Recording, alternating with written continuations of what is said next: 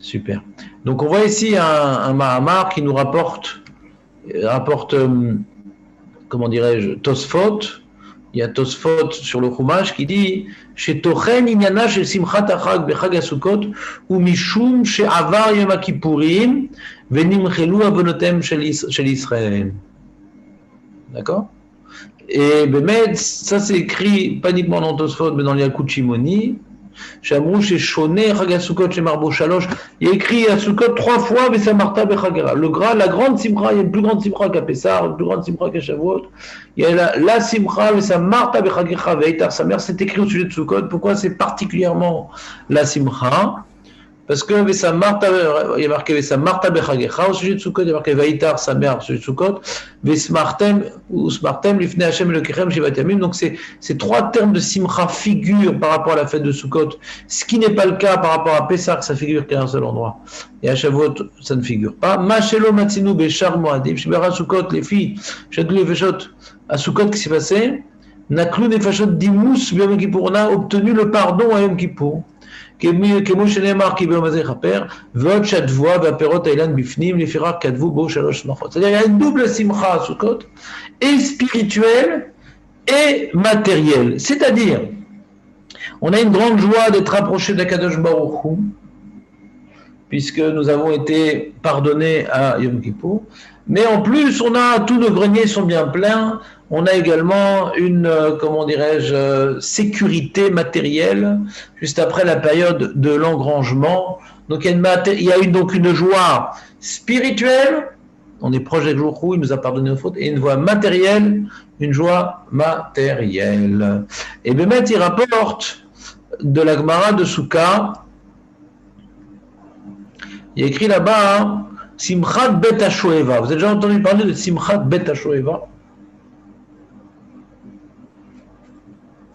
Vous avez déjà entendu de Simchat Bet HaShoeva? Vous avez déjà entendu parler de cette chose-là? Oui, c'est la fête qu'il y avait pendant Chol HaMoed, tout Sukkot au Bet Hamikdash, et on dit qu'il n'y a pas, celui qui n'a pas vu Bet HaShoeva, il n'a jamais vu une fête comme ça. C'est quoi la joie là-bas? Pourquoi il y avait une joie particulière à Simchat Bet HaShoeva?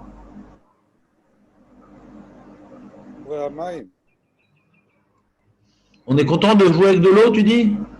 On barbote? Oui, les enfants, ils ont les pistolets, là, ils se jettent de l'eau. Super, c'est une explication assez primaire, ouais. J'accepte le mot. Voilà. Hein, vous avez une idée ou pas? De quoi on se réjouit?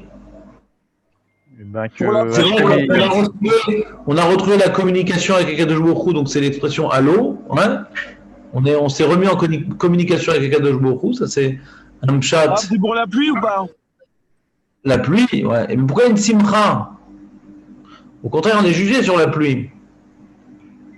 Alors, il y a écrit comment on vivait cette simcha. Avant de réfléchir à la simcha elle-même, comment on vivait cette simcha, de quelle manière c'était fêté cette simcha de Bet HaShoeva. Il dit Shenitiarda besimchat Bet HaShoeva simchat ba'ale teshuva shesmerim al ziknutam shikapra al yaldutam shalu yeshmem shalu umrim.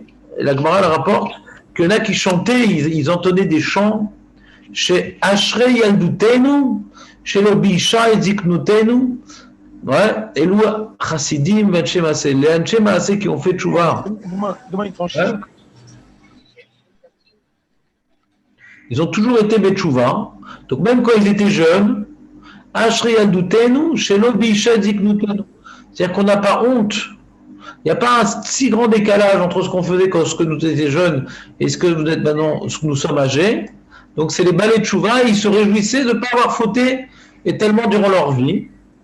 Viesh même, il y en a qui disaient Ashrei Ziknutenu, Shikipra Yaldutenu et le balai de Chouva. Et ceux qui avaient fauté quand ils étaient jeunes, ils se réjouissaient maintenant d'être bet Chouva.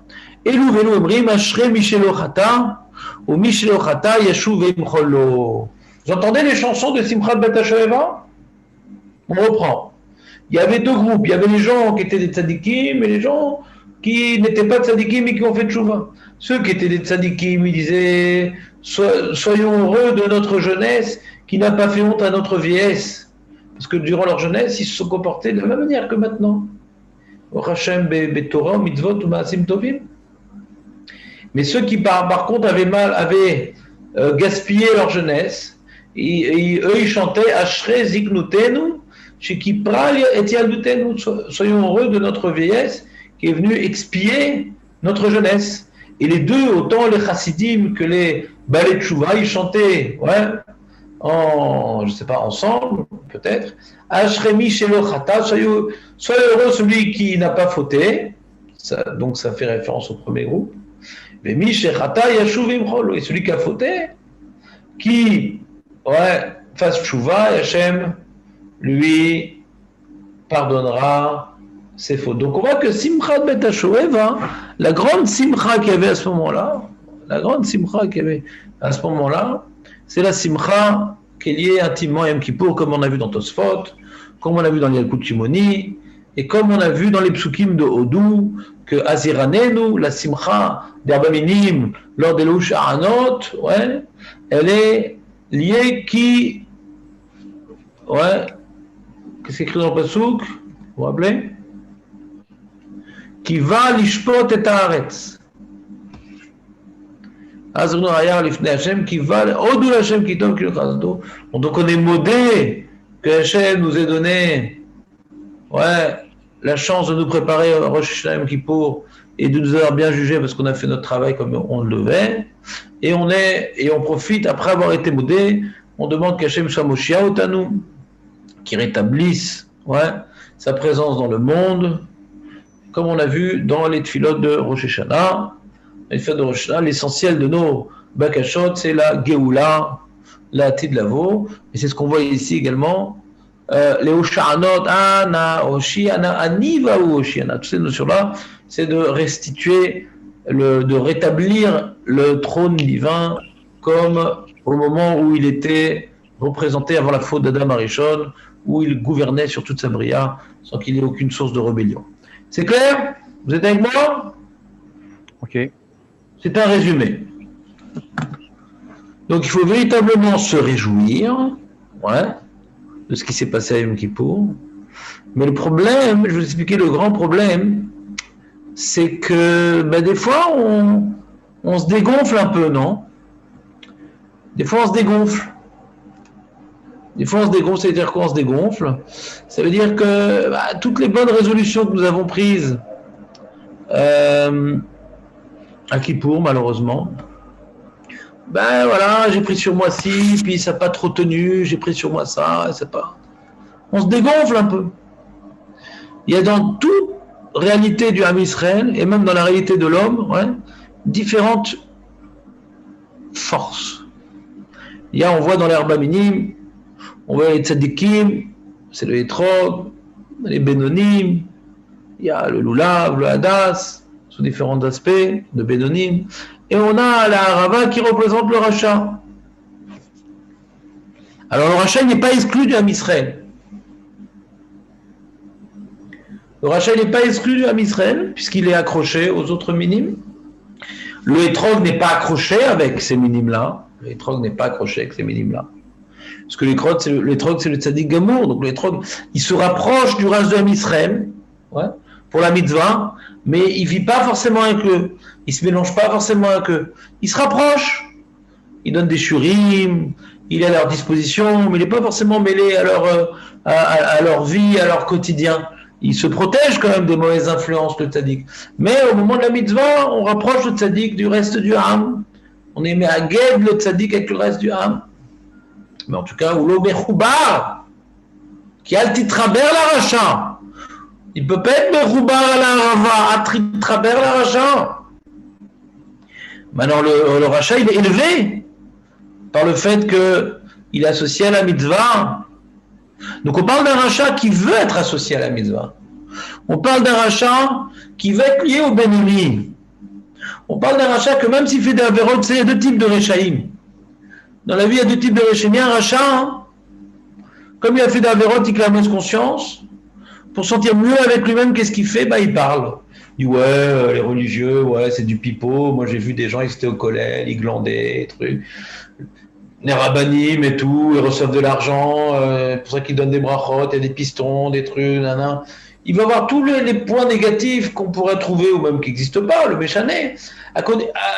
L'essentiel, c'est que lui, il dit, ça c'est du pipeau, on est pareil, quoi. Lui, c'est un rachat qui veut pas être mechoubar au tzaddik. Il veut s'élever au-dessus du tzaddik. Vous savez, il y a écrit dans la Lacha que la harava, elle doit, al-pi Kabbalah, quand tu accroches ton loulav avec la hadassim et la harava, la harava doit être plus bas que la hadassim, c'est-à-dire. Le rachat, il est associé au Ham Israël, mais il doit sentir qu'il est inférieur et c'est les autres qui l'élèvent. Il ne doit pas sentir en égalité, chacun son truc. Non. La harava, elle est en dessous du hadas. Il y en a qui disent al-pi pshat aussi, que le hadas, ça représente les yeux, la harava, ça représente la bouche. C'est écrit dans le Midrash. Donc la bouche, elle est en dessous des yeux. La bouche, elle est en dessous des yeux. Et en tout cas, al-pi alacha ou al-pi Kabbalah, il faudra faire attention, genre les haravot qu'on achète, elles sont trop grandes. Il faudra couper une partie de la harava. En général, on coupe le bas de la harava, parce que si tu coupes le haut de la harava, c'est un petit peu embêtant. Donc il faut couper le bas de la harava, de telle sorte que quand tu vas accrocher ton loula avec ton hadas et ta harava, que le hadas il soit au-dessus, ne serait-ce même un petit peu, que la harava. D'accord? Vous êtes avec moi? Oui. Ça, c'est un rachat qui est prêt à se sentir inférieur au reste de l'Israël et qui veut être élevé par le reste de l'Israël. Il est un ave. La harava, elle baisse un peu la tête comme ça. Vous savez comment elle baisse la tête, la harava? Il est un ave. D'accord? Il est un ave. Il sait que sa vie est éphémère à cause de sa vérote. C'est comme la harava. C'est celui qui sèche en premier. Il sait que sa vie est éphémère. Mais quand il est attaché au reste de l'Israël qui baisse la tête et qui est en dessous, il a une part à la mitzvah. Yeshlo chelek ba'am Israël. Chelek de quoi? C'est le Baal Tshuva, la harava. Le harava, c'est le Baal Tshuva. Le Baal Tshuva qui reconnaît son infériorité par rapport au tzadikim, qui reconnaît qu'il a besoin des tzadikim pour s'élever et qui baisse la tête. Alors, le Baal Tshuva, il a une grande place à Sukkot. C'est pour cela qu'autour du Mizbeach, on accrochait des haravot. Quelque part, le tikkun agadol qu'on a à Sukkot et la simcha de là qu'on a à Sukkot, c'est sur la haravot que le rachat il a accepté de se raccrocher au reste d'Am Israël. C'est lui qui entoure le Mizbeach. S'il entoure le Mizbeach, ou kadosh. S'il est accroché au reste d'Am Israël, ou kadosh. Aval. À Hoshana Rabbah, qu'est-ce qu'on fait? On prend la harava et elle n'est plus accrochée au moulav, la harava. La harava n'est plus accrochée au hadas, la harava. C'est la harava qui est omed bifnei atzma. Alors celle-là, on la frappe. Le rachat qui ne veut pas être attaché au reste du Ham Israël, le rachat qui ne veut pas être attaché au tzadikim, qui ne veut pas baisser la tête, qui ne veut pas se sentir inférieur, qui a besoin de tout apprendre des autres personnes qui sont au-dessus de lui, qui font Torah et mitzvot. Alors lui, il est à part. Il n'a pas bénéficié de toute la simcha de Sukkot pendant toute la semaine, qui était de se réjouir de la tchouva, d'apprendre les tzadikim, de sentir qu'on fait partie intégrante de l'homme Israël. Celui qui n'a pas voulu faire ce travail-là, il est resté une harava. Il est resté une harava, il n'a pas été élevé par le loulav. Alors lui, on le prend et on le frappe. Lui, Chazé Shalom, il va recevoir des coups dans la vie. Il n'a pas bénéficié de la kapara de la tchouva, il n'a pas bénéficié de la simcha, de s'associer au reste de l'homme Israël en connaissant sa place qui est d'apprendre et non pas de donner l'exemple, mais de prendre l'exemple. Vous me suivez ou pas? Oui. Très bien. Alors, ce que je veux vous dire, ça, c'est les machalim qu'on a, les remazim que Chem nous ont dit sur Abba Minim. Il y a un autre remez qui nous présente la harava non pas comme étant le rachat. Il y a un midrash qui dit que la harava, c'est les lèvres. La harava, c'est les lèvres. C'est très important, ce midrash-là. Très, très important. Très important. Parce que le cœur, on a donné notre cœur à Yom Kippour, à Kadosh Baruch Hu. On a levé nos yeux vers Akadosh Baruch Hu dans notre filote. On a baissé nos yeux durant le vidouille. On s'est tenu droit comme un loulav, colonne vertébrale, pour dire qu'on est un évêque d'Akadosh Baruch Hu. On se tient droit, on se tient prêt à agir. Bon, Hachem. Mais la bouche, c'est problématique la bouche. Pourquoi c'est problématique? Tout ce qu'on a dit, tous les vidouïm qu'on a dit à Yom Kippour, tous les vidouim qu'on a dit à Yom Kippour, avec notre bouche. Est-ce que Sukkot a été pour nous l'occasion de confirmer nos bonnes résolutions lors du jugement de Rosh Hashanah et de Yom Kippour? Est-ce que cette bouche-là, elle s'est attachée aux mitzvot ou pas? Est-ce que dis bon, moi je suis fatigué, j'ai pas envie d'emmener un soukha, ce truc, mais un ventilateur, merde, non, ça me saoule. T'as dit que tu voulais être un serviteur d'Akhlorou, on a dit qu'on voulait être des ambassadeurs d'Akhlorou, on a dit qu'on voulait que Hachem il règne dans le monde. Comment Hachem il règne le monde? Par l'accomplissement des mitzvot. Qui c'est qui fait régner Akhlorou dans le monde? Par l'accomplissement des mitzvot. C'est quoi l'essentiel des mitzvot qui nous rapproche d'Akhlorou? C'est les mitzvot positifs, pas les mitzvot négatifs. Les mitzvot négatifs, si on apprend à se retenir, on n'apprend pas à s'élever vers Akhlorou. L'élévation vers Akhlorou, c'est les mitzvot positives. C'est pour ça qu'à Sukkot, c'est énormément de mitzvot positives. C'est-à-dire que on a la mitzvah de manger dans la soukha, on a la mitzvah de dormir dans la soukha, on a la mitzvah d'Herba Minim, on a Simchat Bet HaShover, on avait Samarta Bechagecha.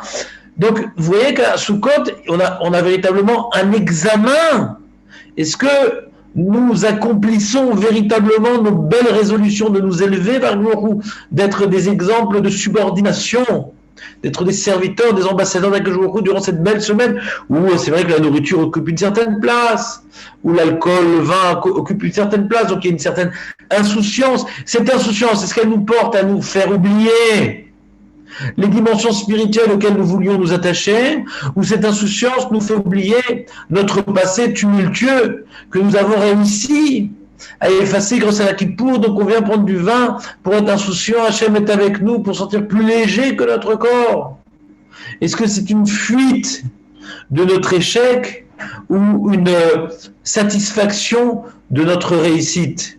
Toutes ces, comment dirais-je, ces artifices matériels qui nous mettent en bonne adéquation avec notre corps. Est-ce que c'est notre corps qui a retrouvé sa place originelle de tout-puissant, du monstre qui dirige ma vie, ou non? Le corps, il a été allégé par la tchouva, et donc maintenant je peux boire tout en restant poli, tout en restant serviable, tout en restant attaché à Torah Mitzvot, que je vais quand même étudier chaque jour la Torah, je vais quand même faire le Birkat Amazon Bechavana, je vais quand même faire attention à ce que je regarde. Les femmes, elles sont bien habillées, etc. Donc, on va faire attention à nos yeux, on va faire attention à la chanara, hein, on va faire attention à ne pas prier de manière trop bâclée, on va faire attention au Kriyat Shema. Est-ce que ces belles lèvres que nous avions eues de Rosh Hashanah, comme qui portent de belles résolutions, est-ce qu'elles ont tenu leur engagement? Est-ce qu'elles sont attachées aux mitzvot? Alors ça c'est la harava, les belles lèvres qui sont attachées aux mitzvot, qui sont attachées au reste du mitzvot, qui sont attachées au cœur. Je voulais vraiment me rapprocher. Et aux yeux, je lève mes yeux. Je me tiens droit, c'est beau, mais est-ce que les lèvres? Alors à la fin de cette période-là, on prend ces lèvres-là, on les frappe. Les lèvres qui n'ont pas été attachées aux mitzvot, qui n'ont pas été attachés aux tzadikim, celles-là on les frappe. Donc on a véritablement une période d'examen intense, pas dans le parad, pas dans la ira, pas dans la crainte, dans la simcha, dans la ahava. Parce que c'est dans la simcha qu'on se rapproche d'Hachem. C'est dans la simcha qu'on a l'horreur HaKodesh. C'est dans la simcha qu'on arrive à faire le mitzvot assez de manière complète, de manière épanouie.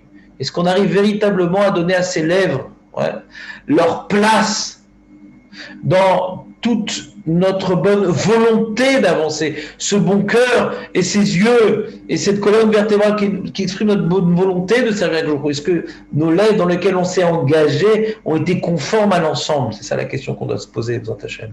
C'est la question qu'on doit se poser, B'ezrat Hashem. Et chaque jour de la fête, on doit regarder le harava qui se dessèche. Quelque part, nos bonnes résolutions se dessèchent petit à petit. Donc c'est pas grave, change de lèvres. C'est quoi changer la harava? Tu vois qu'elle est commencée. Et des gens, ils arrivent au 7e jour, la harava, on dirait, c'est quoi ce truc-là? C'est un arbre qui a été prélevé d'un fossile de Tchernobyl, complètement radioactif, il reste que des cendres. C'est quoi ce truc-là? Alors on renouvelle la harava, c'est quelque part, on renouvelle nos bonnes résolutions qu'on avait lors de Rosh Hashanah et de Yom Kippour. Des haravot bien fraîches, des lèvres bien fraîches. On va faire le Kriyat Shema à l'heure. On va faire attention à toutes les petites mitzvot qu'on a décidé de prendre sur nous.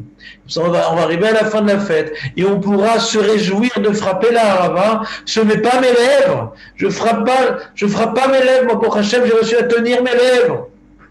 Vous me suivez ou pas? Toute Simchat Betashova, c'est sur les jours de la Tchouva, on a vu. Ouais. Ashre Mishelo Chata ou Mishechata, Shuv Velo Ve'Hashem Imchal. Mais ça tombe, c'est dans les haravot, dans les lèvres. Est-ce que on a pu tenir les engagements verbaux que nous avons si bien répétés à de nombreuses reprises dans les vidouim de Yom Kippour? Est-ce qu'on a tenu tout ça? Première notion importante que nous devons essayer de nous renforcer Bezrat Hashem. Chez Shana et Geoula, pour qu'on ait la Geoula cette année, Bezrat Hashem, il faut pouvoir connecter Rosh Hashanah Yamim Noraim Besmachot Shel Sukkot. On doit arriver à faire un seul morceau. La Ira, Yamim Noraim de Rosh Hashanah Yom Kippour, m'a amené à la réconciliation avec Jourou et d'arriver dans la simcha avec Hachem, sans regret, sans honte, parce qu'on a réussi à réparer les choses qui nous séparaient, les écrans qui nous séparaient d'Akadosh Baruch Hu. On n'a plus d'écran avec Akadosh Baruch Hu. C'est bon? Cette bonne notion est claire, des questions? Ouais, on pourrait appliquer ça aux autres arbas minimes aussi. Je sais pas, par exemple. J'ai pas compris la question. Est-ce que vous venez J'ai pas compris la question. Vous venez d'expliquer le midrash par rapport aux lèvres. Je dis, on pourrait expliquer ce midrash aussi par rapport à d'autres arbas. Par exemple, au hadassim. Les hadassim, c'est les yeux. Le etrog, c'est le cœur. Alors? Pourquoi Dafka on parle que des lèvres?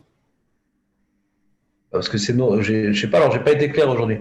J'ai expliqué que les lèvres, c'est quoi? C'est les bonnes résolutions. C'est-à-dire, on a parlé, Hachem, on a dit, voilà, j'arrête de faire ça, je vais faire créer de chez moi son temps. Les lèvres, c'est des choses qui viennent, les cas de Yom Kippour, c'est les lèvres.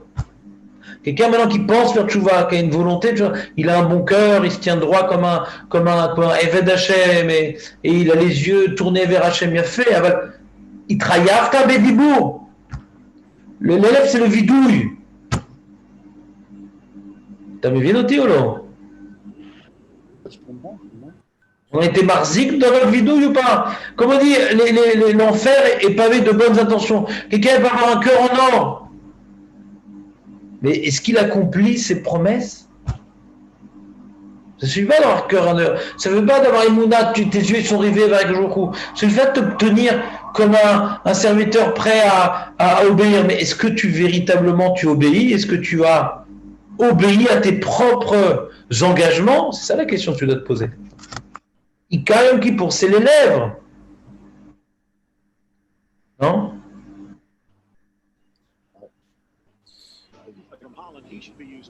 Ah, t'as pas compris c'est quoi qui pour? Quelqu'un qui a de bonnes intentions, qui fait tchouva et qui n'a pas fait le vidou, il n'est pas quitte. Ça suffit pas. Les lèvres, c'est ce qui vient terminer tout notre tchouva. C'est ça ce qu'on a expliqué du vidouille. Non? Pas clair?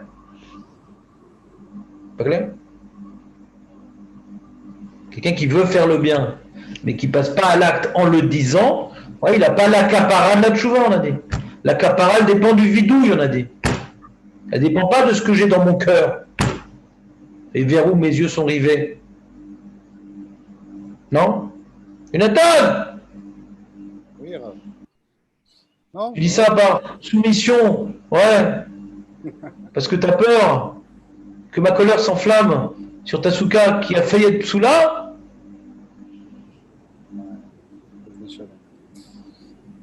Non, ouais. C'est pas emballé. Je suis pas emballé, non, parce qu'à la fin, de toute manière, on les frappe, quoi, les aravotes. Dans tous les cas, si vous avez dit, c'est pas nos aravotes, quoi, mais c'est pas nos lèvres. Non, comment j'ai expliqué? Pourquoi on frappe les aravotes à la fin? Est-ce que quelqu'un a compris?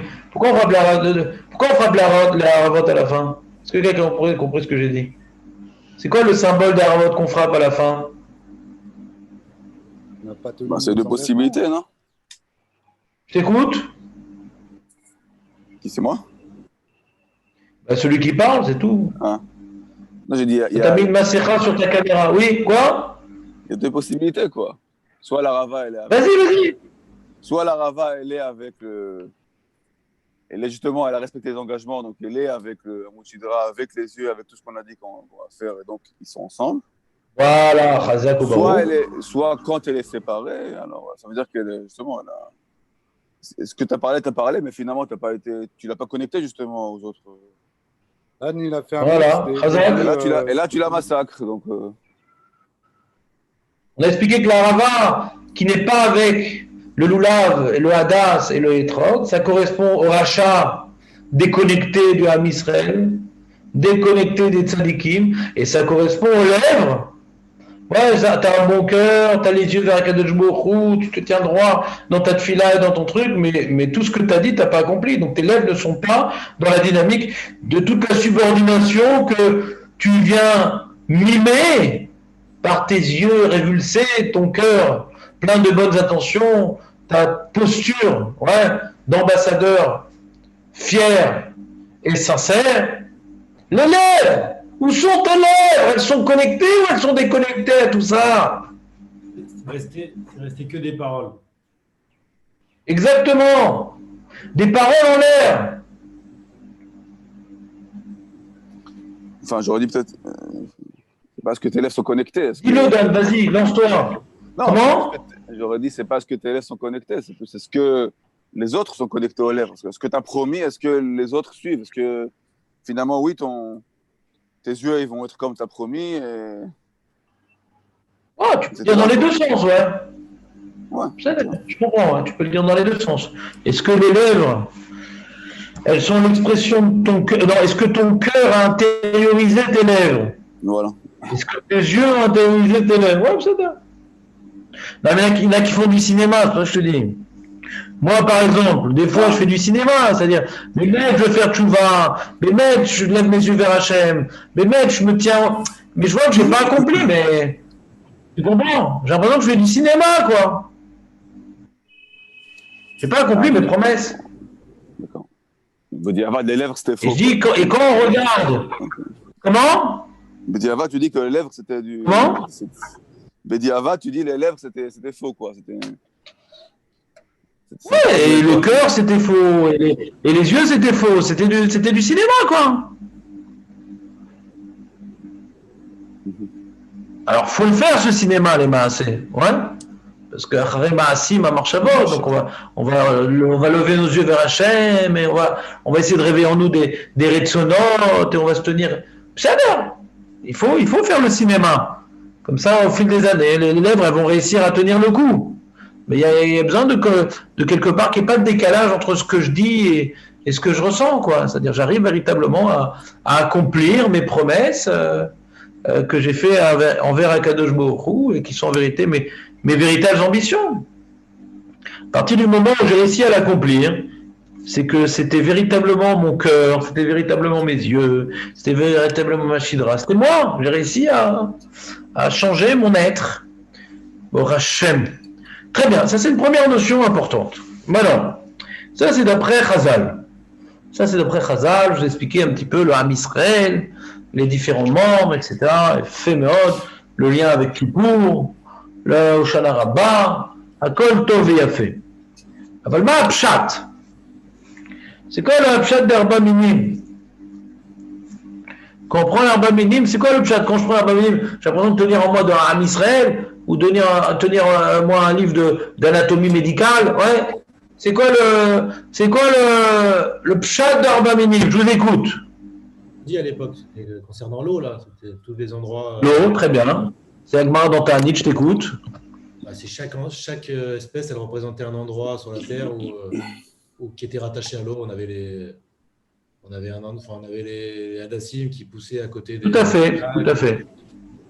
Les trucs du désert, enfin un peu. C'est-à-dire que on doit maintenant remercier Akadosh Baruch Hu. On prend différents éléments végétaux qui poussent communément en Eretz Israël, certains dans le désert comme le loulav, certains à côté des fleuves comme la rava, d'autres dans les champs tels que le hétrog, d'autres dans les zones montagneuses telles que le hadas, et on vient quelque part remercier Akadosh Baruch Hu qui nous a donné de bonnes pluies cette année. La preuve, tu vois que j'ai réussi à amener Arba Minim qui sont pas secs, qui sont en bonne condition, qui ont bien été abreuvés des pluies de l'année précédente. C'est un bouquet qui représente C'est un bouquet qui représente ma prise de conscience. C'est comme si j'offrais un bouquet à Kadosh Baruch Hu pour me faire prendre conscience. Regarde Hachem, tout ce qu'il nous a donné cette année. Il nous a pas donné une terre.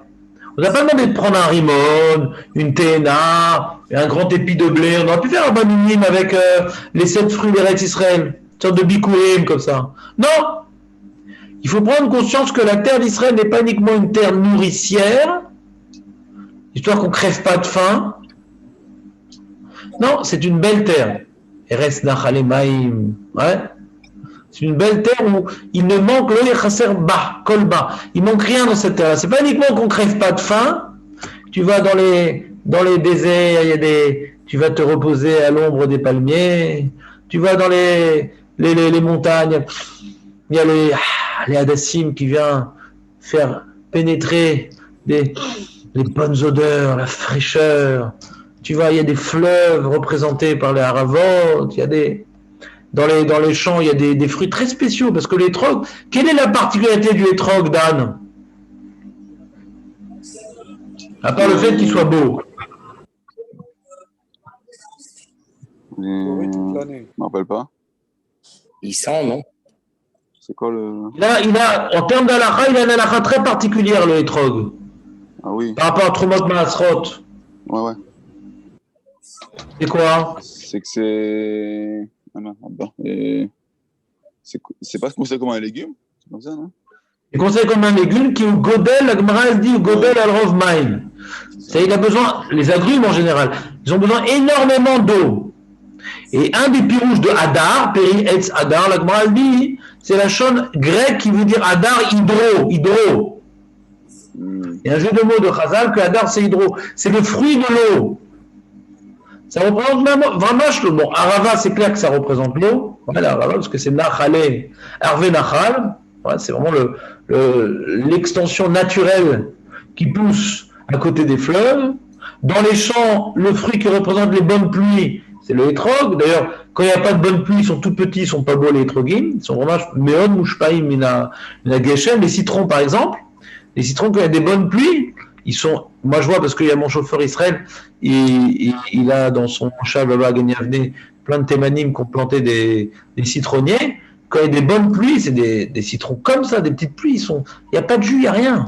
C'est vraiment intimement. Alors que les pommes, ouais, ça va quoi. C'est-à-dire, ça n'a pas changé tellement la tsura de la pomme. J'imagine qu'il y aura peut-être moins de production ou des arbres plus vieux qui vont moins produire. J'imagine des choses. Mais le citron, mamache, tu le vois, l'année même où il a plu, c'est pas le même citron.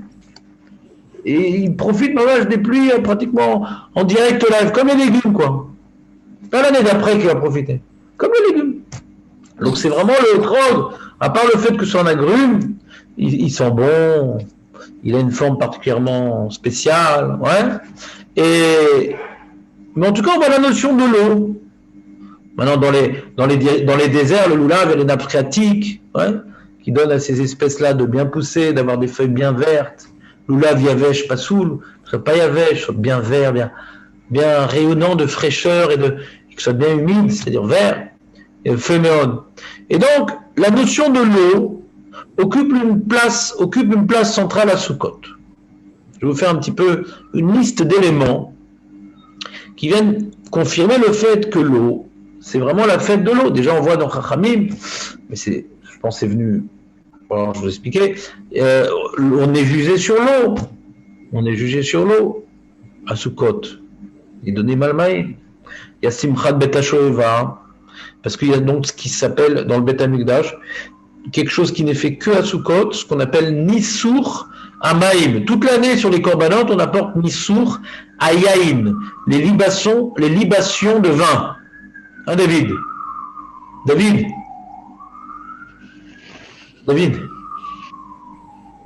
Comment ça va, David? J'ai une petite absence. Ouais, c'est récupérateur comme cours ou pas? Parce que t'es pas dans la souka, fais gaffe. Sinon, je vais t'envoyer au coin, là. Je vais t'envoyer en cabane. Par la fête, déjà. Non, pas par la fenêtre, Shalom, tu pourrais être utile un jour.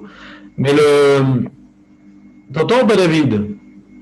Les libations de vin, où est-ce qu'on apporte les libations de vin? Il y a un petit trou là-bas, Chitin, dans les Hada Misbeach. Sur les corbanotes, comme si qu'on apportait avec de la bonne viande à Kadosh Baruch Hu, voilà, comme si qu'on apportait de la bonne, un peu de vin, c'est normal. Mais à Sukkot, on apportait les libations de vin ou pas? À Sukkot, on apportait les libations de vin ou pas?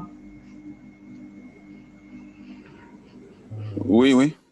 Non, Maïm. Que de l'eau, que de l'eau. Ah, Philippe, c'est la question piège. Il y a une libation de vin à Sukkot, mais on ajoute, il faut mettre de l'eau dans son vin, Philippe. Je sais combien de fois je te dirais, il faut mettre de l'eau dans son vin. Mais c'était le soir seulement, c'était pas en journée. Le soir, qu'est-ce qui se passe le soir? Le soir, on allait tirer l'eau. On fait aucune avoda le soir. On faisait Simchat Bet HaShoeva. On tirait l'eau, on puisait l'eau. Mais Shiloah, à Makom chez Nikra Shiloah, on tirait de l'eau là-bas, le soir. Donc on se réjouissait de tirer, de puiser de l'eau. Mais les libations d'eau, c'était le matin, dans la Voda. D'accord? Deuxième élément où l'eau occupe une place centrale, donc c'est uniquement un Nissour, un Maïm. On le fait uniquement à Sukkot. On a donc l'herbe minime. Ouais. Et il y a aussi un truc très intéressant, c'est le srach. Quel rapport entre le srach et l'hydro? Nuée. Hein? Une nuée de gloire, non? Asuka.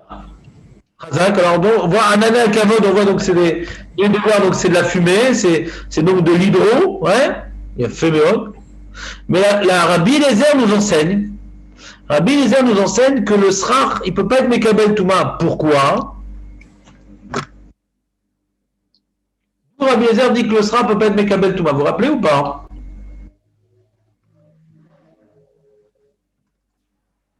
Écoute.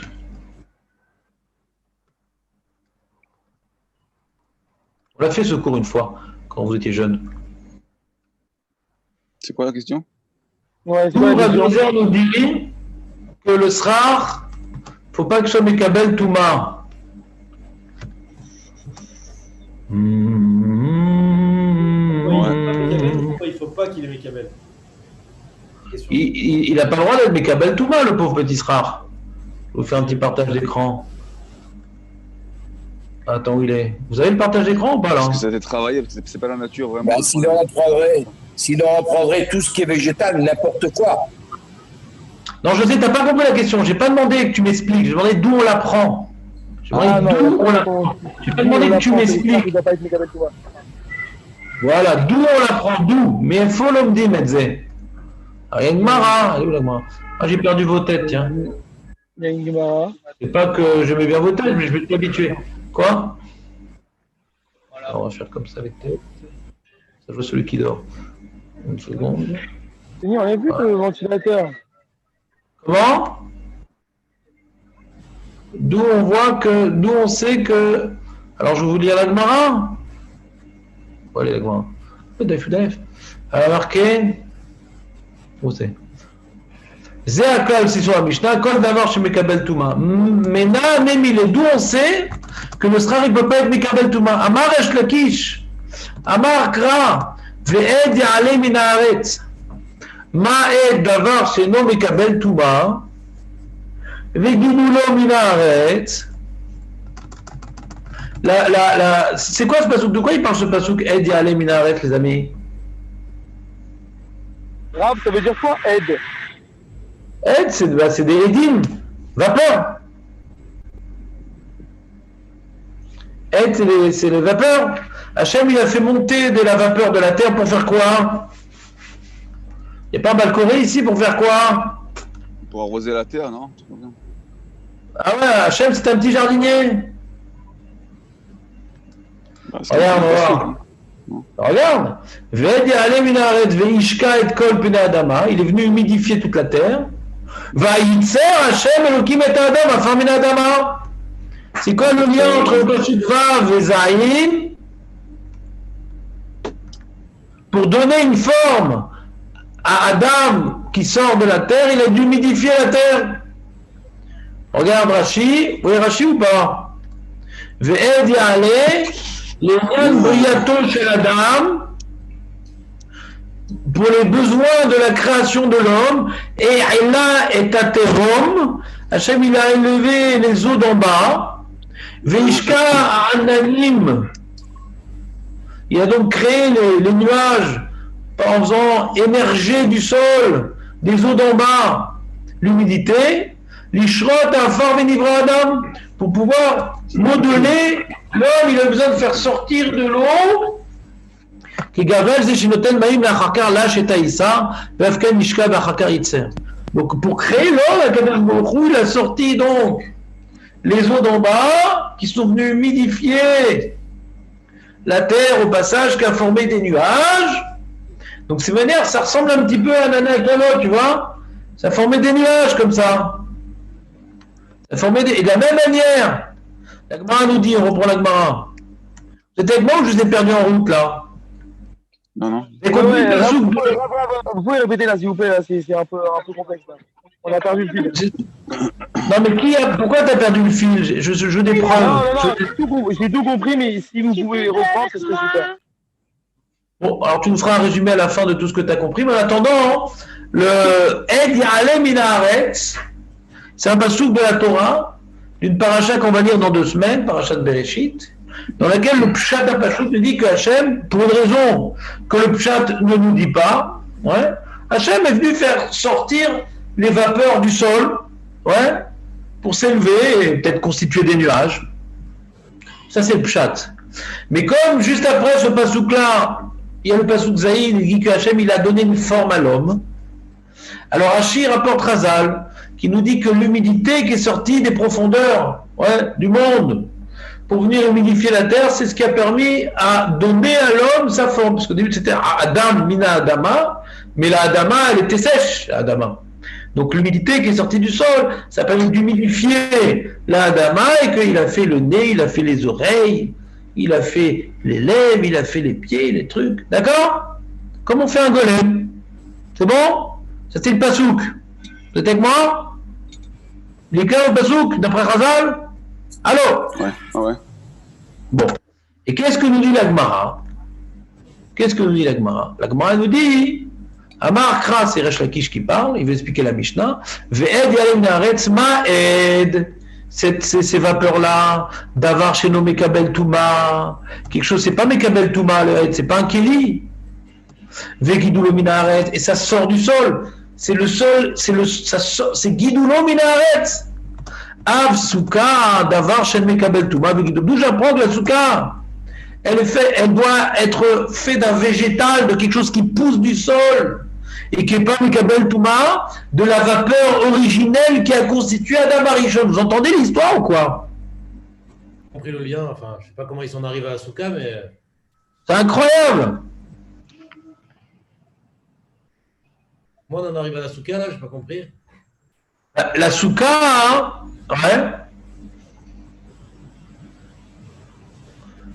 c'est un anakavod, D'après Rabbi Eliezer qui dit que la souka c'est un anakavod, donc c'est Zecher l'anakavod, la souka, d'accord? Comment Hachem il a créé les nuages en faisant sortir la formation originelle des nuages, qui est revenu faire son apparition pour le Bnei Israël dans le désert. La formation originelle des nuages lors du Maaseh Bereshit, c'est Ed Ya'alem min haaretz. Il a fait Hachem sortir des humidités des profondeurs du monde, de la vapeur qui a formé des nuages, et au passage c'est venu humidifier le sol. Donc quelque part, le point commun entre notre srar en bambou, parce que tu pourrais dire, pourquoi on ne ferait pas que sur notre toit, on ne mettrait pas du coton? Ça ressemble plus. Tu vois, tu fais tout plein de coton, ça fait mamash un anakavod.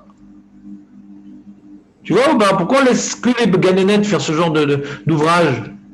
Tu fais un srar fait de coton. Tout blanc et tout, ça fait nuage. Tu comprends ou pas? Il faut du végétal. Pourquoi il faut du végétal?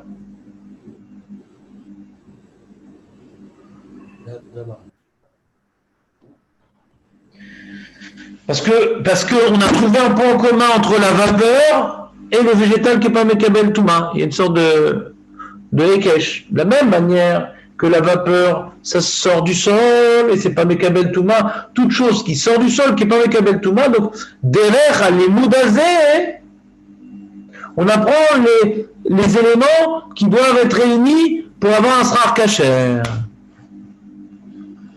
Jamais tu aurais imaginé un truc pareil, toi, Jérémy. Une Gemara qui mérite d'être approfondie, n'est-ce pas? Ouais. D'accord, Jérémy, ou pas? Ouais, c'est. Vous pouvez recommencer, mais là, j'arrive pas là. Ou bien t'envoies ta femme chez sa mère, ou bien t'envoies les enfants au GAN, mais nous, on ne peut pas faire un cours particulier. Non, mais grave, j'écoute, c'est pas que j'écoute pas, mais c'est dur, quoi, ce que vous avez dit là.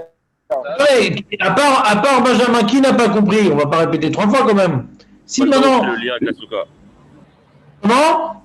Moi, j'ai pas compris le lien avec la souka. Tu as compris le limoud, il est clair le limoud. Ouais, le limoud, oui, mais la souka, pourquoi la souka? Le lien, je l'ai pas expliqué encore le lien. Ça, c'est mon travail. D'abord, Khazal. Et puis après, il y a le petit Moshe Amar qui s'est expliqué. Mais d'abord, il faut comprendre le limoud. Avant de donner un sens au limoud. Il veut pas le sens, il veut pourquoi on parle de la souka? Comment on arrive à la souka? C'est par rapport Au srar? à l'anekavod. Non, il n'y a pas marqué un Kavod. Il y a marqué ici Ed Yalom Min Haaretz. Ouais. Ed Yalom Min Haaretz. Que tu dis pourquoi on a apporté ce verset-là? Alors moi je vous ai donné déjà une première explication et un premier élément de Moshe Amar qui était de dire la manière qu'un année Kavod c'est des nuages et on va rechercher dans le Maaseh Bereshit la première formation des nuages. C'est Ed Yalom Min Haaretz. Et puisque le but d'après Rabbi Eliezer, de la souka, c'est de se rappeler d'un anakavod. Donc on va réfléchir de quoi est constitué un anakavod. C'est de la vapeur qui sort du sol. Donc la vapeur qui sort du sol, c'est non seulement quelque chose qui sort du sol, très bien, et deuxièmement, c'est pas Mekabel Touma. Alors tu devrais mettre sur ton srar, qui est Zecher anakavod, quelque chose qui sort du sol et qui n'est pas Mekabel Touma. Ve'alideh les moudazé, ça vient commémorer, symboliser les nuages originels lors du Maaseh Bereshit. Vous m'entendez ou pas? Toujours pas clair? C'est bon. Hein? Allô? Où êtes-vous? Très bien, super. C'est clair ou pas clair? Dan, c'est pas clair?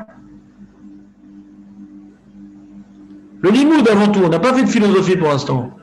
Le limoud Yavesh. Allô, je vous entends plus. Maître Baron, c'est pas clair? Moi, juste si vous pouvez répéter que c'est pas Mekabel Touma, l'eau elle est pas Mekabel Touma, j'ai pas compris. D'où on apprend ça? C'est comme ça, c'est pas une question de comprendre. La vapeur n'est pas Mekabel Touma, il n'y a pas besoin de comprendre, c'est une donnée. C'est une donnée sèche. Que la vapeur, c'est pas Mekabel Touma. Elle m'a la saute. C'est quoi le problème de Mekabel Touma? C'est quoi le problème de Mekabel Touma? C'est quelque chose manufacturé, quelque chose qui est Mekabel Touma. Quelque chose qui a été fait par l'homme, qui est Mekabel Touma. La vapeur originelle, elle a été faite par l'homme? Non. C'est sorti du sol et c'est fait par Hachem. C'est une création d'Hachem. C'est bon ou pas? Ok, c'est bon. Bon, vous n'êtes pas obligé de faire semblant. Maintenant, le coton n'est pas manufacturé, lui, le coton à l'origine. Ouais, tu peux mettre du coton, hein. Si tu veux, tu mets du coton, il n'y a pas de problème. Pourquoi pas? Ouais. Je dis pourquoi on n'imposerait pas tout le coton? Ouais, j'ai vu. C'est que je dis pourquoi on n'imposerait pas. J'ai dit pourquoi on n'imposerait pas que du coton pour que ça ressemble au nuage. Pourquoi on n'imiterait pas la mitzvah au coton pour que ça ressemble au nuage? Ouais. Maintenant, la question, c'est pourquoi c'est que le srar, et pas tous les côtés de la souka. Non, bah non. Bah non, ça, Jérémy.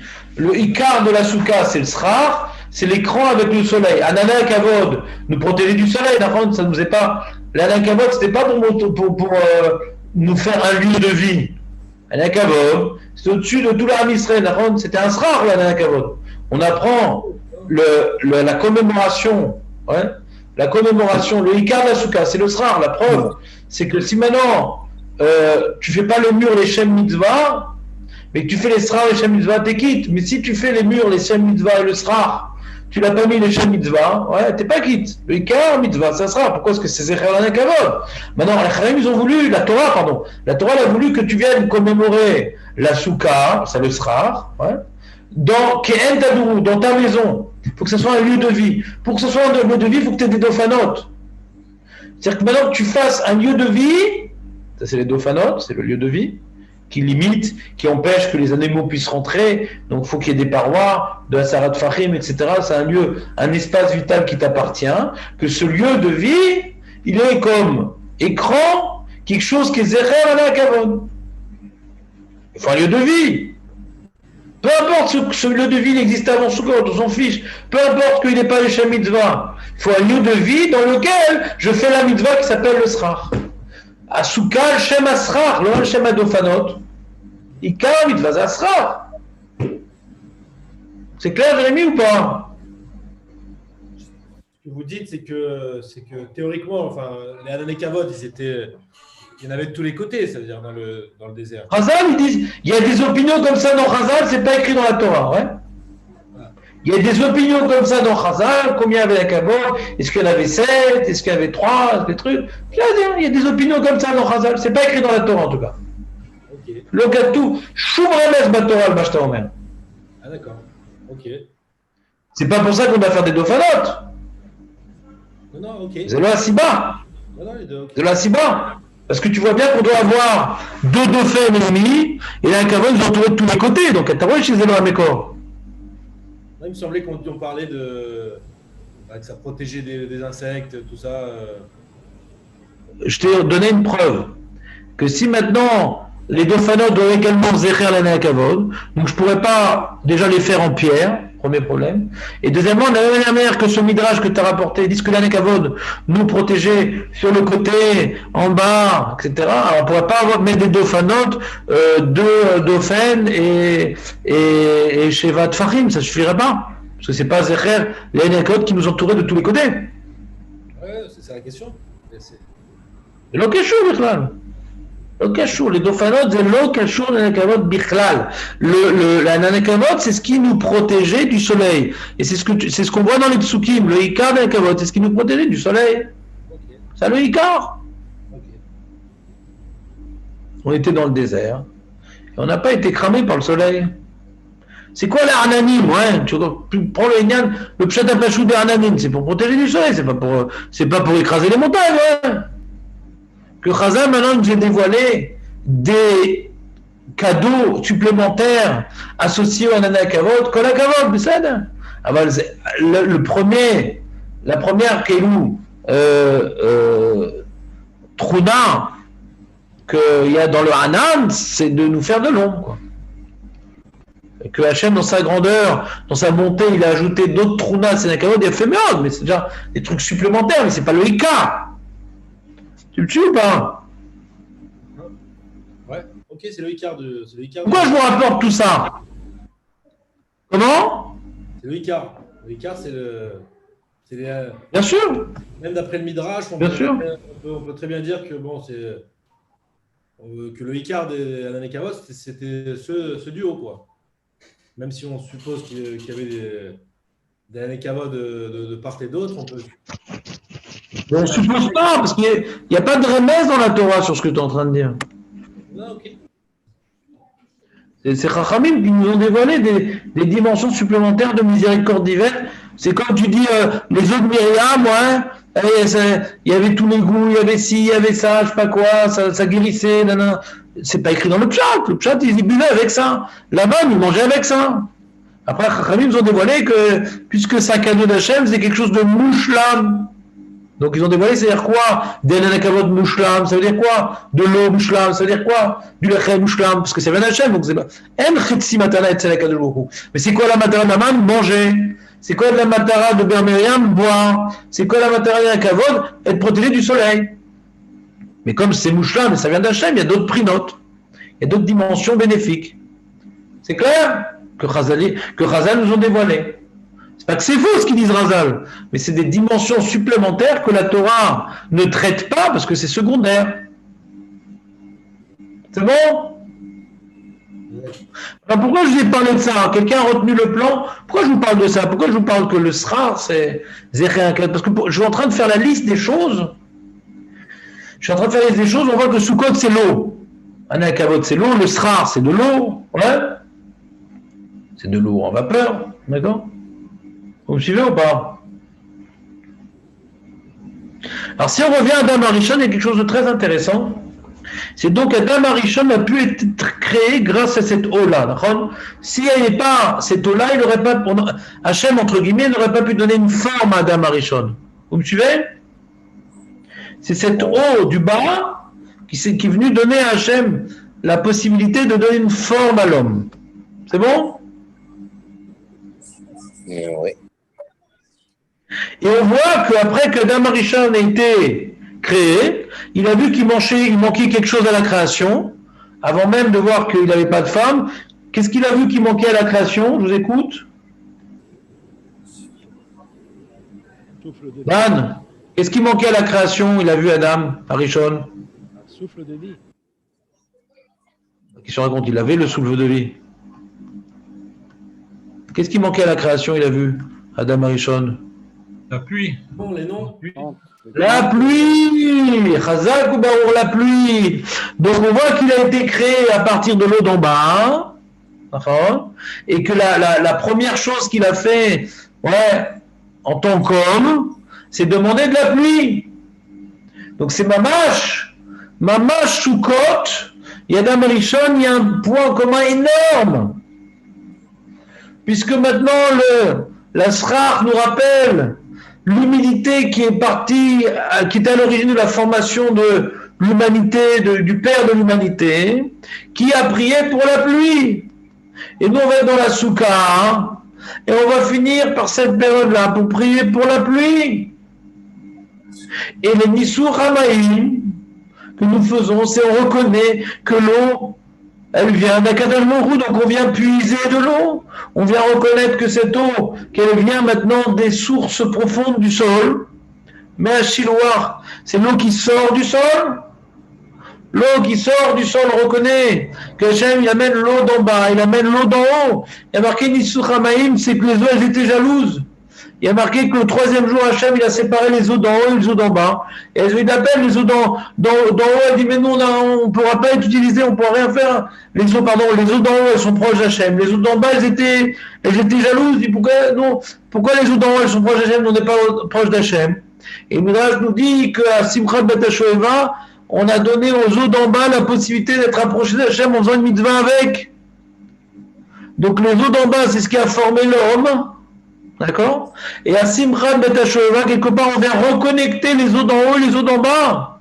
C'est on prend l'eau de l'année dernière, qui sont les eaux d'en bas, qui viennent sortir des nappes phréatiques, pour pouvoir remercier tout ce que Hachem nous a donné, et grâce à au doux Hachem qui tombe, grâce à ce remerciement, on dit Oshienu, donne-nous la Yeshua, qu'on puisse avoir la pluie, et encore plus la Géoula.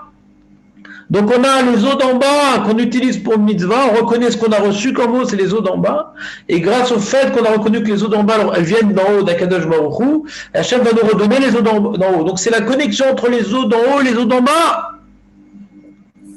Les eaux d'en haut, on parle de quoi? On parle de la pluie, on parle d'autre chose? C'est compliqué les eaux d'en haut. Ça, on avait fait un cours à l'époque sur les eaux d'en haut, donc il faut juste penser dessus. Ouais, les eaux d'en haut, c'est un peu compliqué. De quoi est-ce qu'on parle, quoi? Mais c'était un vendredi, ça, Jérémy, qu'est-ce qui se passe? C'est un vendredi qu'on avait parlé de tes eaux d'en haut. Ça monte à longtemps, alors. Ouais. Faudra qu'on réexplique les eaux d'en haut, c'est quoi exactement. En tout cas. Question. Où est-ce qu'on voit qu'Adam Arishon il a prié pour les pluies? Alors, on va reprendre. Bon, c'est Rachi qui rapporte. Maintenant, d'où on voit dans le chat, tu demandes. C'est pas tellement mes fourrages, mais tu vois, il y a un remèze ici. Tu vois, juste avant. C'est manienne parce que c'est un peu dans le désordre. Il y a marqué Vechol Siar Hasadeh, Terem Yibaaretz, avant qu'il y ait donc Vechol Terem Itzmach. Ouais. Ki lo imtir Hashem Elokim al haaretz. Hashem, il n'avait pas fait le matar à la haaretz. Ve'adam en la'avol et ha'adama. Donc il dit avant qu'il y ait la pluie. Ouais. Hashem n'avait pas encore apporté la pluie. Parce que l'homme n'était pas encore sur terre. Et après, on parle de la création de l'homme. Tu vois le plan ou pas? La Torah refait un récapitulatif. Là, tu avais Varashevet Yom HaShevi, on a expliqué chaque jour, etc. La première partie de la Torah, c'est d'expliquer chaque jour de la création. Et après, la Torah, elle fait un récapitulatif. Et les Toldot, voici donc l'ordre de Shamaïm Ba'aretz, Beibaram, lorsqu'ils ont été créés, Beyom Asod Hashem Elokim Eretz et Shamaïm, lorsqu'Hashem y a fait le ciel et la terre. Et après, il reprend maintenant, à quel jour on reprend le Maaseh Bereshit par rapport à l'homme. Dans la première partie de Maaseh Bereshit, donc dans le premier période de Bereshit, on voit, tu vois, il y a d'abord la lumière, il y a ci, il y a ça, les végétaux, trucs, les oiseaux, les poissons, les mammifères, et à la fin l'homme, et après Shabbat. Donc on parle dans l'ordre, le Maaseh Bereshit est écrit dans l'ordre des événements successifs, d'accord? Et ensuite, on reprend le Maaseh Bereshit par rapport à l'homme, qui est l'essentiel de la Bria. Donc voici tout ce qui a été créé. Et cette, cette végétation du champ, avant qu'elle soit sur la terre, et les herbes des champs, avant qu'ils poussent, ouais. C'est-à-dire qu'après qu'Hachem ait fait tout le Maaseh Bereshit, il y avait en potentiel la végétation, mais elle n'avait pas vraiment poussé encore. Elle était en potentiel. C'est-à-dire ce qu'on a expliqué là-haut, que Hachem il a créé la végétation, mais elle a eu besoin, la végétation, pour pousser vraiment, elle était là qu'en potentiel, pour pousser, elle a eu besoin de l'homme. Pourquoi? C'est pourquoi elle n'était pas encore là, Terem Ba'aretz. Donc il y a marqué après qu'Hachem il ait tout créé, le ciel et la terre, la végétation, avant qu'elle soit sur terre. Attends, elle était créée dans la végétation, mais elle était en potentiel uniquement. Pourquoi? Pourquoi elle était en potentiel? Qu'il l'eau tire Hachem le Kim al haaretz. Parce qu'Hachem n'a pas encore fait tomber la pluie. Pourquoi? Parce qu'il n'y avait pas encore l'homme pour travailler la terre. Donc on voit que la pluie, la végétation dépend de la pluie dépend de l'homme, et maintenant on va parler de l'homme.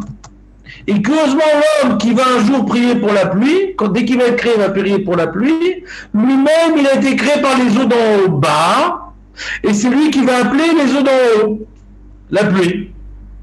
C'est-à-dire les vapeurs qui sont venues constituer les nuages, qui sont venues donc créer l'homme, donner la possibilité de former l'homme en humidifiant la terre, cette vapeur-là qui a traversé la terre pour s'élever, c'est l'homme, il est créé de cette vapeur-là qui va former les nuages, et c'est lui qui va percer les nuages pour faire tomber la pluie. Vous me suivez ou pas? Donc par rapport à la question de Moshe Journeau, donc Rashi qui explique ici ce que je viens de vous dire. Ouais.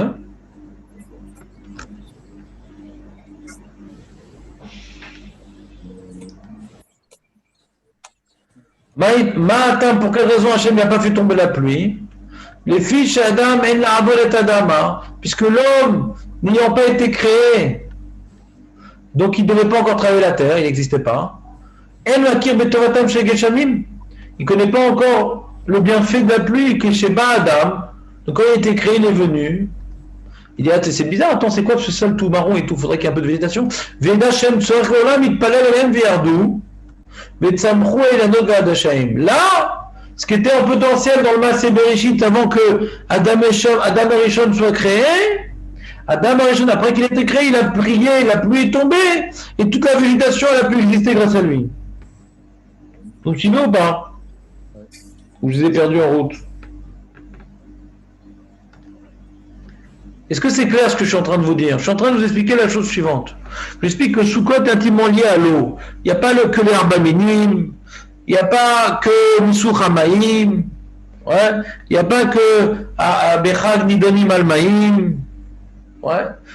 Il y a également, il y a Simchat Bet Hashava, il y a également, on a vu les Arba Minim, ça. Maintenant, il y a ici également le Srach. Le Srach, c'est par rapport à Nenekavod qui est de l'eau qui est dans le ciel. Ouais. Et d'où on apprend la halakha du Srach par rapport à l'eau originelle qui est sortie du sol pour former les nuages et au passage qui a humidifié la terre pour donner une forme à l'homme. D'accord? Et ce qui est méanienne, c'est que dans ces 3 psukim-là, du Maaseh Bereshit très très dense, très profond, on voit plusieurs notions ressortir, que l'homme a été formé par les eaux d'en haut, et que l'homme, après qu'il était formé, il a pu faire tomber les eaux qui étaient dans les nuages. Quelque part, l'homme, il amène le monde à une certaine harmonie. Il y a de l'eau qui sort, qui lui donne la possibilité d'exister, et c'est lui qui va faire retomber l'eau. Il est au centre de tout ça. L'eau, elle l'a créé, c'est lui qui redonne à l'eau de descendre. Il est au centre de la bria de l'homme. Par rapport à l'eau, on voit que l'homme, il est au centre de la bria. Vous me suivez ou pas? C'est par rapport à l'eau qu'on voit que le monde, il dépend de l'homme. Parce que sans l'homme, il n'y aurait pas de végétation. Sans l'eau, on aurait dit, l'homme, c'est le dernier de la création, c'est comme Darwin, c'est une espèce parmi les autres, tant d'autres. Il y en a qui ressemblent plus à des singes que d'autres, je ne veux pas parler de certaines régions africaines, mais il y en a qui ressemblent plus à des shalom. Mais en tout cas, on voit bien que ce n'est pas une espèce comme une autre, l'homme. Non. C'est que toute la végétation qui existe dans le monde, ce n'est que par la prière de l'homme. Vous me suivez ou pas? Oui. Et à Sukkot, qu'est-ce qu'on a? À Sukkot, on vient prendre les eaux d'en bas. On vient de Shoev, on prend les eaux d'en bas, qui sont vexées de ne pas avoir été mises en haut. Et par le srout qu'on prend les eaux d'en bas, on fait tomber les eaux d'en haut. Donc on vient quelque part reproduire une mise en scène de la création de la Arishon. Il y a les eaux d'en bas qui sortent, et après on reprie pour que l'eau descende.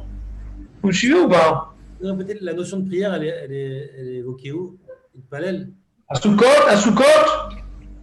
Non, là, dans la Marichon, c'est Rachi qui en parle, mais on voit une notion. C'est Rachi qu'on parle. Rachi, non, mais il explique le lien des psukim. On ne comprend pas le lien des psukim sinon. Rachi rapporte à Chazal qui est Meyachev la suite de ces versets. On ne comprend pas. Après qu'on expliquait la succession des créations un jour sur l'autre, voilà, après il dit voici donc tout ce qui a été créé. Et par contre, dans tout ce qui a été créé, ne crois pas que le 4e jour, il y avait la végétation. Non, parce qu'elle n'était pas encore visible. Mais quand le Siar, Asadet, Terem, Ibaret, et toute la végétation, toutes les herbes qui auraient été dans le champ, ils n'y étaient pas encore vraiment. Alors que, et les Toldot Hachamel, alors qu'on a déjà fini tout le Maaseh Bereshit, mais on ne les voyait pas vraiment ces végétaux. Pourquoi? Parce qu'Hachem n'a pas encore fait tomber la pluie. Pourquoi? Parce que l'homme, il n'était pas encore là pour travailler la terre. Là, on aurait pu dire, sans la notion de prière, on aurait pu dire qu'Hachem, une fois qu'il a créé l'homme seulement, il a créé la pluie. Enfin, il a...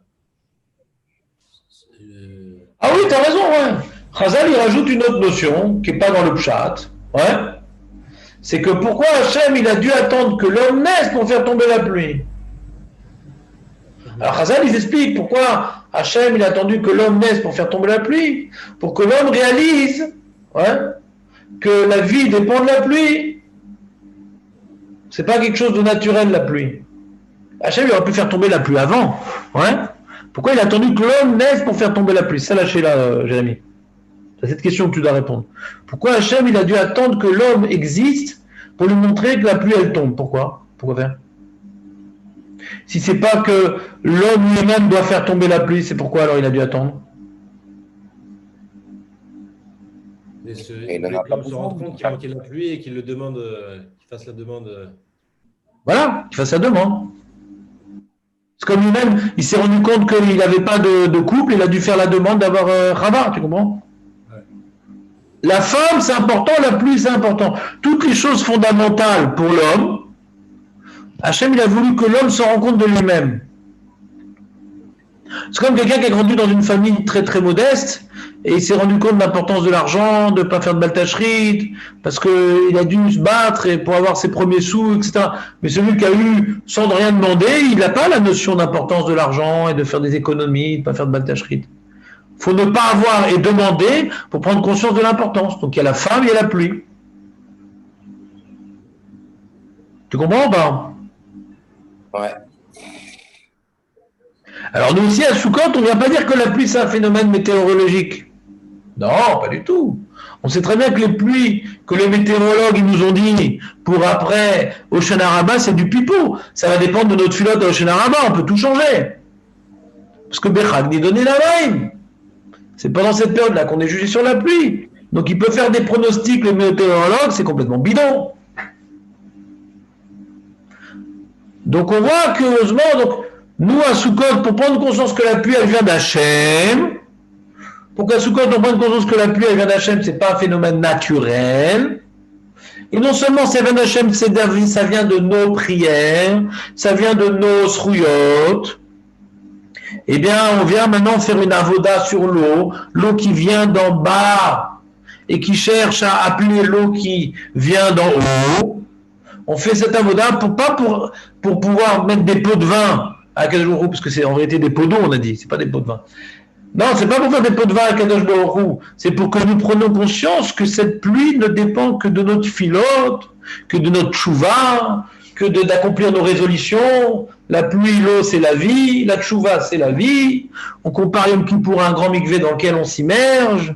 L'eau, c'est la tahara. La simcha, elle est par rapport au moment où on puise de l'eau, c'est la tahara. Il y a marqué, il y a le roi HaKodesh qu'on puisait de l'eau. Parce que la tahara, mais l'idée de quoi, roi HaKodesh. La pluie, c'est la pluie. Bon, c'est sûr qu'on a du Midapchat, on a la vraie pluie, mais maintenant, ça a l'air. Tous ces symboles d'eau, ça fait peut-être un peu trop si on parle que de la pluie.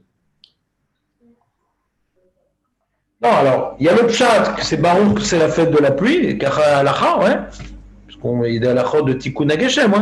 Alacha, on parle de pluie, ouais. Moi, je voulais vous dire une explication un peu plus profonde. Mais je ne sais pas si vous avez le temps encore, en vérité. Vous avez encore un peu de temps ou pas?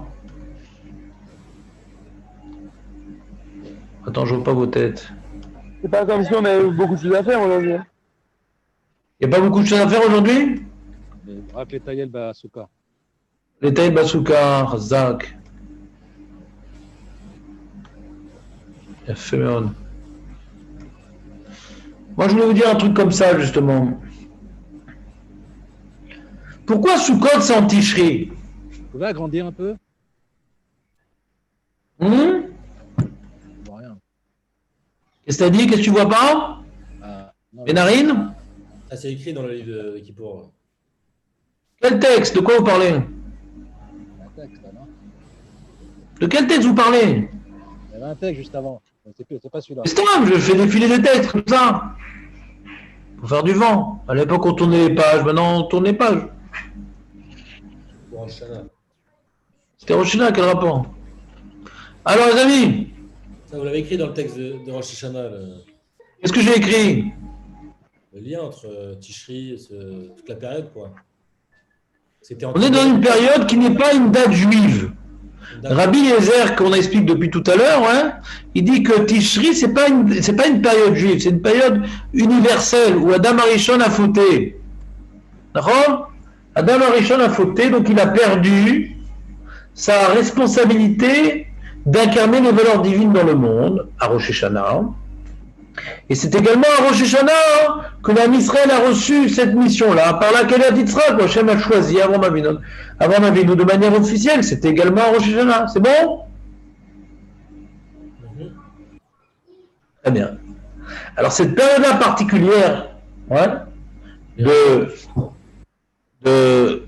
pas des récoltes, une période où l'Am Israël prouve qu'il a repris la mission qui était confiée à Adam Arishon originellement. D'accord? Donc, pour Sukkot, c'est une période qui n'est pas intimement liée au Ham Israël, paradoxalement. C'est lié à notre rôle face au monde.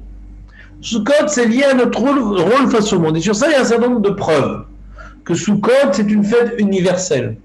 Première preuve,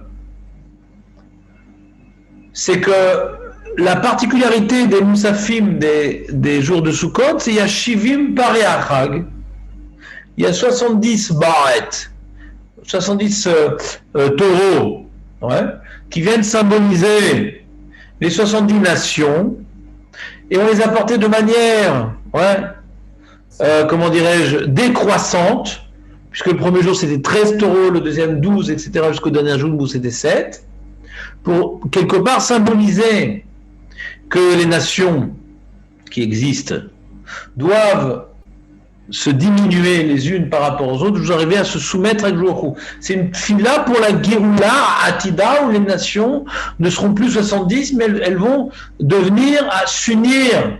Ve'asu aguda achat, on dit dans la... Dans le Rosh Hashanah, Asu aguda achat.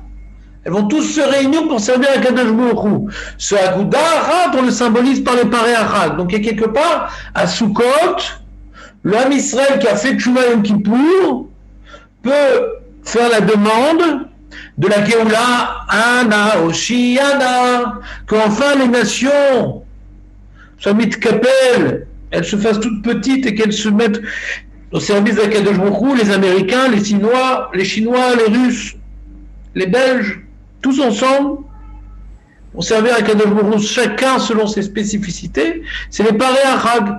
Et on a lu dans la Haftara qu'à ce moment-là, les Goïms devront venir au Beth Amikdash à Sukkot. Dans la Haftara, on a lu que lorsque Mashiach va venir, les Goïms ils vont devoir venir à Sukkot, et s'ils viennent pas, ils vont être punis. Ils vont pas recevoir la pluie, ils vont être maudits. Donc quelque part, Sukkot, c'est la fête où l'homme Israël représente sa fonction d'ambassadeur face au monde, et les Goïms doivent venir au Beth Amikdash des Juifs pour rendre leur, comment dirais-je, subordination, pour exprimer leur subordination, leur obédience, leur annulation, leur asservissement à Kadosh Baruch Hu, Beth Amikdash des Juifs.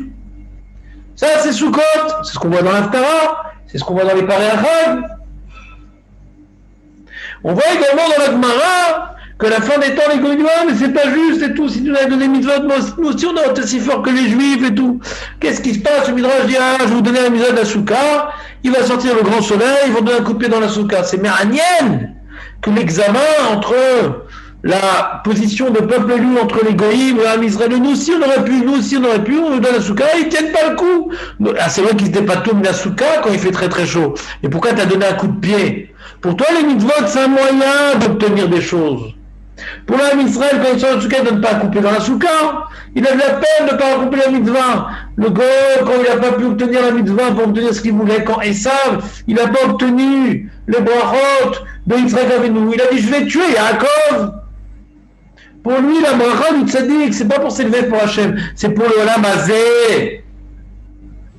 Il s'en fout d'Hachem, le Goy.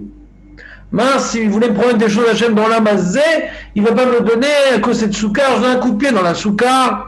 Encore une fois, on voit que la souka, c'est quelque part l'examen entre le Ham Israël et le reste du monde. On voit un remèze également dans la Torah, lorsque Yaakov il a réussi à prouver sa supériorité sur Esav, de ce combat nocturne avec l'ange d'Esav, d'accord? Qu'est-ce qui s'est passé? Yaakov il est parti où? Allô? Après le combat entre Yaakov et qu'il a été touché à la hanche, il est parti où Yaakov? À Sukkot. Alors les Sukkot, c'est écrit dans le chat, ouais? Vous connaissez pas ça?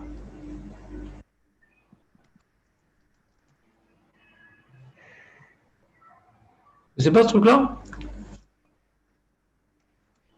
C'est la ville de Sukkot? Ouais, qu'il a nommé Sukkot. Voilà. Entrée, donc c'est dans la Med Gimel. Ah. Il est lourd. On va devoir déconnecter tout ça, recommencer. Tana. Bon, c'est dans la Med Gimel, je m'en fous, mais bon, allez. Si déjà. Il y a marqué comme ça. Il y a marqué. Tu vois? Il voulait accompagner Esav. Après son combat, il a rencontré Esav sur la route, il dit je t'accompagne et tout, vous vous rappelez ou pas? Et Yaakov, il ne voulait pas être accompagné par Esav. Donc Esav, ils se sont séparés, leurs chemins se sont séparés. Vayachon Beomaou Esav le Darko Seira, il est retourné dans sa région qui est Seir. Yaakov Nasa Sukota, Vaïven Lobait ou les Miknas à Sukot, Alken Karachem Amakom Sukot. On voit que la séparation entre le Ham Israël et les Goïms, c'est la souka. Il y en a qui font un remède d'ailleurs, qu'ils savent, lui, la seule chose qu'il peut faire, c'est se mortifier, pleurer, jeûner, c'est le Seir HaMishtaléach. Les goïms, leur religion, ils ont peur de la mort, et ils font des jeûnes, des mortifications. Eux, ils sont restés à Yom Kippour. Eux, ils disent, voilà, l'acrobate, il est venu pour expier de la souffrance de ce bas monde. Pour eux, c'est les souffrances. Et nous, pour nous, notre connexion de Jourou, c'est dans ce monde de mitzvot, de simcha, c'est la souka. Les chrétiens, ils sont restés au Sérem Eshtaléa, au bouc émissaire. Et nous, on s'est élevés par la souka, on se réjouit par la souka. Qui prouve qu'on est le peuple élu. On arrive à se réjouir, même si on n'est plus chez nous, on n'a pas le confort, on n'a pas toute la facilité, on s'est réjoui des mitzvot. Vous suivez ou pas? Non? La souka, ça représente le côté provisoire de ce monde-là, donc c'est justement, ça va à l'encontre de tout ce qui est matériel, un peu. C'est la spécificité du homme Israël qui est prêt à sacrifier son confort matériel pour son épanouissement spirituel. Pas pour sa souffrance et avoir un olam haba. On ne parle pas ici de sacrifier le hamazé pour l'olam haba, de s'épanouir spirituellement dans le hamazé. De s'épanouir spirituellement dans le hamazé. Et ça, c'est possible quand? À Kippour, après Kippour. Vous me suivez ou pas? Donc on voit que dans la notion de la fête de base de la fête de Souka, la Souka, c'est une fête particulièrement qui exprime l'amour que Jourou il porte pour son peuple et l'amour que le peuple il porte pour son roi. C'est ce qui nous distingue des nations. Il y a des midrashim qui expliquent que même les Erev, tous les guérim qui se sont associés à Israël, qui étaient assez nombreux, il n'y avait pas un anékavot sur eux. Il y a des midrashim comme ça. Parce que ça exprime la Souka, là, la proximité entre les descendants d'Abraham et Akadosh Baruch Hu. Véritablement, il y a quelque chose, une limite. Il y a une relation privilégiée, la Souka. Maintenant, Adam Arishon, il a perdu cela. L'humanité a perdu par la faute d'Adam Arishon. Alors qu'Adam Arishon était celui qui devait faire régner l'harmonie dans le monde. Ouais, en ayant été créé par les eaux d'en bas et refaire descendre les eaux d'en haut pour emmener la bracha dans le monde. C'est lui qui était au centre de toute l'harmonie dans le monde, qui venait arriver au Yichud. Le Yichud, d'arriver à l'unité dans le monde. Le monde est une unité que Hachem a parcellisée pour rendre à l'homme la possibilité de restituer l'unité originelle. D'où on voit que le monde est une séparation, c'est justement les eaux d'en haut et les eaux d'en bas. C'est la séparation qu'Hachem a fait dans le monde. Ça représente qu'en vérité, l'eau qui est une réalité par définition, que chaque particule d'eau s'associe les unes aux autres et ça forme une grande réalité monolithique. Ça, c'est la définition de l'eau, beaucoup plus que le sable. Ouais. Ce qu'on voit dans de l'eau, comme si c'était une seule réalité. En vérité, c'est des petites particules qui sont associées. Et Hachem, il a séparé l'eau elle-même en deux. Cette séparation, c'est à l'homme de rétablir l'harmonie dans le monde et le yichud d'Hachem dans le monde. C'est à l'homme de faire cela. Alors quand Adam Arishon, qui a été créé par les eaux d'en bas, il a dû prier pour faire descendre les eaux d'en haut, c'est quelque part lui représenter le programme qui lui a été confié, la mission qui lui a été confiée, de rendre aux eaux d'en haut et aux eaux d'en bas leur unité originelle pour que Hachem puisse régner. Ce qui est marqué, que Hachem, avant la création, son trône céleste, il planait au-dessus des eaux. D'accord? Donc ça représente les eaux, c'est le lieu de la shrina, les eaux. Et Hachem il est venu quelque part élever sa shrina au-dessus de ce monde. Les eaux d'en haut, on avait expliqué, Jérémie, que c'est Hachem il est venu élever sa shrina au-dessus de ce monde. C'est les eaux sur lesquelles il flottait, il les a laissées en haut, et il a créé le monde d'en bas avec un peu d'eau aussi. Maintenant, de réunir les eaux d'en haut et les eaux d'en bas, c'est faire descendre Hachem sur terre. Vous me suivez ou je l'ai complètement perdu là? L'unité dans les eaux d'en haut et les eaux d'en bas, c'est ramener le trône divin qui plane sur les eaux d'en bas. Grâce à la tchouva de Yom Kippour, on était prêt à recevoir sur nous Akadosh Baruch Hu. On était prêt à se plonger dans Yom Kippour qui s'appelle Mikveh Maim, dans la Mishnah de Yoma. Alors on peut demander à Hachem de faire descendre les eaux d'en haut, qui est le lieu de son trône céleste, et les connecter avec les eaux d'en bas. Adam Arishon qui avait cette mission, qui a été créée par les eaux d'en haut, de demander que la pluie qui représente les eaux d'en haut, qui a été créée par les eaux d'en bas, de prier pour que la pluie elle descende, qui représente les eaux d'en haut, il a refusé cette mission-là en flottant. Le peuple d'Israël, il veut réparer la faute d'Adam Arishon. C'est à Rosh Hashanah que commence ce travail de réparation, et c'est à Sukkot qu'on veut accomplir la mission que Adam Arishon, il avait refusé d'accomplir. C'est clair ou pas? Allô, allô? Restez avec moi. Non, c'est pas clair. Elle est belle. Hein? Qu'est-ce que je veux dire? Qu'est-ce qu'on peut... C'est un peu philosophique tout ça. Qu'est-ce qu'on peut retenir pour nous de tout ça? Ouais? Qu'est-ce qu'on peut retenir de nous de tout ça? Ikar avodat Sukkot bon Esayem. Ikar avodat Sukkot mazé.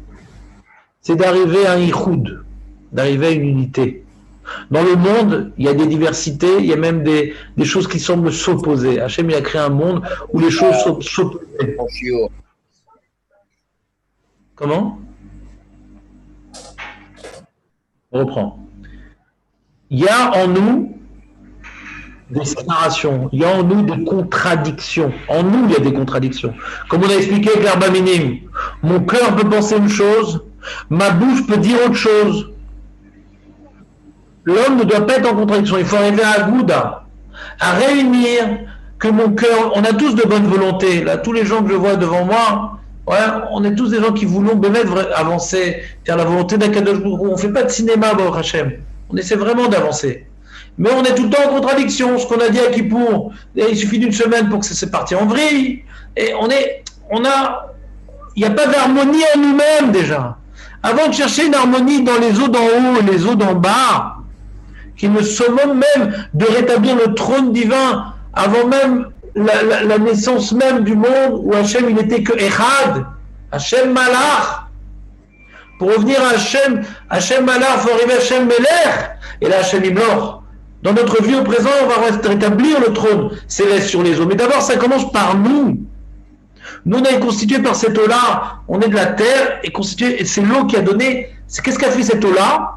L'eau qui est venue de créer l'homme, il est venu donner à la terre la possibilité de s'associer. L'eau, c'est la notion d'association. C'est le moment où on peut s'associer. Soukat Shalom, la Souka c'est le Shalom, l'Arbamim c'est le Shalom. On doit arriver à s'associer avec notre femme, avec nos enfants, avec nos amis, grâce au fait qu'on a été nettoyé d'Averot. On doit s'associer avec nous-mêmes, que notre cœur et notre bouche, ils aient la même direction. On doit s'associer avec les éléments du Ham Israël, les Rechaïm, qu'on fait Tchouva, les Tzadikim, les Benonim. On doit arriver au Ichoud, à l'unité. Toute cette recherche d'unité, de penser, de dire, de ressentir la même chose, de vivre tous ensemble. Cette unité que va rétablir le Ham Israël, ça commence par chacun d'entre nous.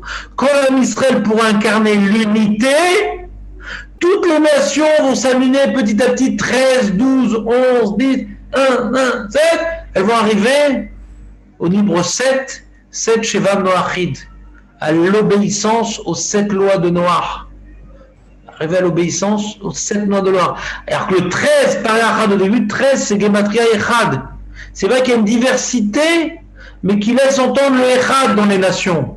C'est 13 par Echad. Mais ça diminue, pour arriver aux 7 mitzvot de Noach. Mais comment on peut arriver à l'unité dans les nations, qu'elles arrêtent de se battre contre elles-mêmes et contre nous-mêmes, quand nous-mêmes on incarne l'unité? Ça commence pas par faire des manifestations contre les Smolanim ou je ne sais quoi, ça commence en nous-mêmes, dans notre famille, Soukat, Shalom, l'unité, l'harmonie.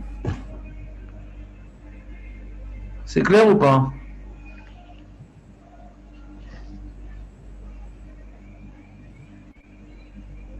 Allô, Jonathan, je t'ai perdu en route ou pas? C'est clair? Ouais. Alors tu nous feras un résumé pour demain, par écrit. Qui c'est qui nous fait un résumé pour demain par écrit? David? T'as écrit quelque chose ou pas? C'est moutard, là-bas, tu sais? On n'a pas le droit d'écrire à Chol HaMoed. C'est sûr qu'on a le droit d'écrire des Dvar Torah, tu regardes quoi? Non, moi j'étais resté. Chol HaMoed et là, la Sod Batorah. Tu veux ou quoi? Quand personne n'a rien écrit, tout ça, c'est à la poubelle? Il faut un petit texte là-dessus quand même. Ah, j'ai pas d'être en vacances. Vous êtes juste des spectateurs, c'est sympa, j'aimerais être à votre place. Il n'y a pas de vacances. C'était à sourd, c'est clair. Je vous acquitte du fait qu'il n'y a pas de vacances. Razak. Les amis, je vous souhaite Chag Sameach. On continue demain à 11h ou pas? Quoi? Il m'a donné Michael Ishaï, le numéro de Michael Sroussi. Je vous le donne là, vous le notez? Vas-y, donne-moi. 052.